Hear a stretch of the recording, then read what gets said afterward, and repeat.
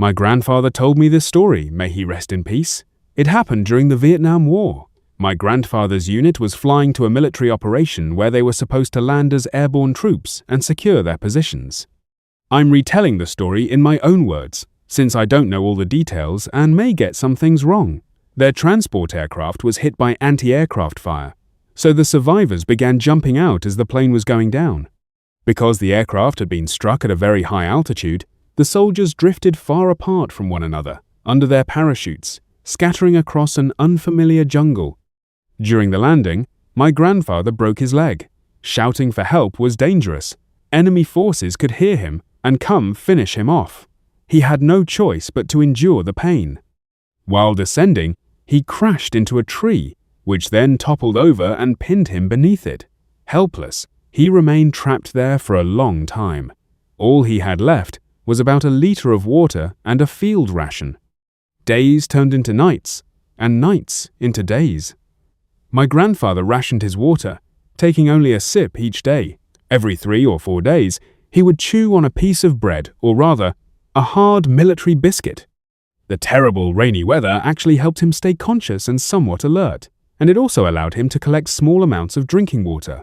Having nearly lost all hope of survival, he suddenly noticed someone in the forest. A battered figure was approaching from deep within the jungle. The man staggered unevenly, glancing nervously around as though afraid of something, which was understandable, considering they were deep in enemy territory. It was the pilot of the very same aircraft. For the first time in days, my grandfather felt alive again. The pilot looked terrible. His body was torn and bruised. One arm was nearly ripped off, and he was covered in blood. Yet somehow he remained standing. My grandfather begged him for help, asking him to move the tree and help him get free. The pilot replied that he wasn't strong enough to do it. Instead, he sat beside my grandfather throughout the entire night, silent and lost in thought. Every attempt to learn what had happened was futile.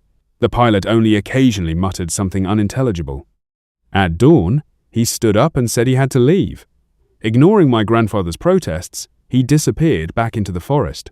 The most terrifying part was that the same thing happened every night.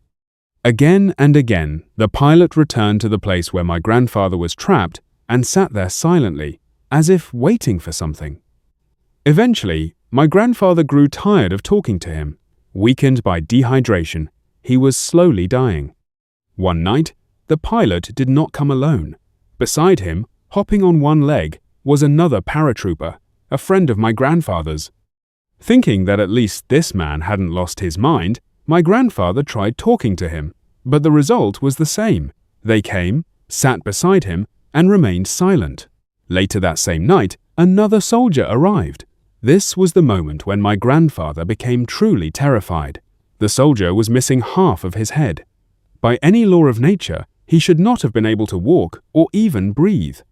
The pattern repeated day after day. While the sun lit the forest, my grandfather lay alone, dying. When the moon rose, his comrades came and sat beside him in silence. Later, the aircraft mechanic joined them, looking horribly exhausted, his lips cracked and dry. 2 more paratroopers arrived, each bearing gruesome, torn wounds.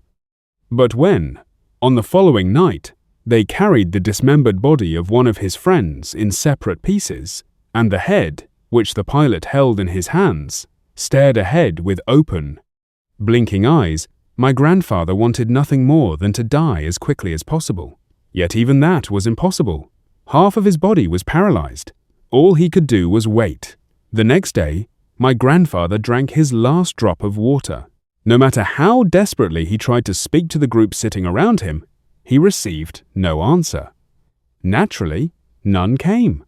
Instead, somewhere in the distance, perhaps a kilometer or a mile away, he began to hear commotion in the forest. Someone was moving through the jungle, but he was too afraid to shout, and by then he was physically incapable of doing so anyway. Those who sat around him paid no attention to the noise. They simply remained where they were, silently waiting for something. Finally, my grandfather heard one of them speak. "It's time to get out of here." As consciousness slipped away, he felt hands pulling him out from beneath the fallen tree. But his strength was gone, and soon he lost awareness entirely. He woke up in a Vietnamese hospital where doctors were treating our wounded soldiers. He spent a long time recovering in a hospital bed. The doctors told him that he had been in a coma for about 2 months. Once he realized that he could hear, breathe, think clearly, and fully understand what was happening around him, he asked about the fate of his unit and where he had been found. The doctors told him that our soldiers had discovered him deep in the jungle. He had been lying there, paralyzed, pinned to the ground beneath a massive fallen tree. He was unconscious and barely breathing. They evacuated him immediately and brought him to the hospital, where the doctors began fighting to save his life. But the most terrifying thing came later. 14 men from his unit had survived. Some had managed to reach the base of our forces on their own. Others, like him, had been found alive. But not everyone was that fortunate. The first body our soldiers discovered was that of the pilot. He had most likely died during the explosion of the aircraft itself. One of his arms had been torn off, and several deep lacerations were found on his body. Most likely, he had already been dead by the time he reached the ground.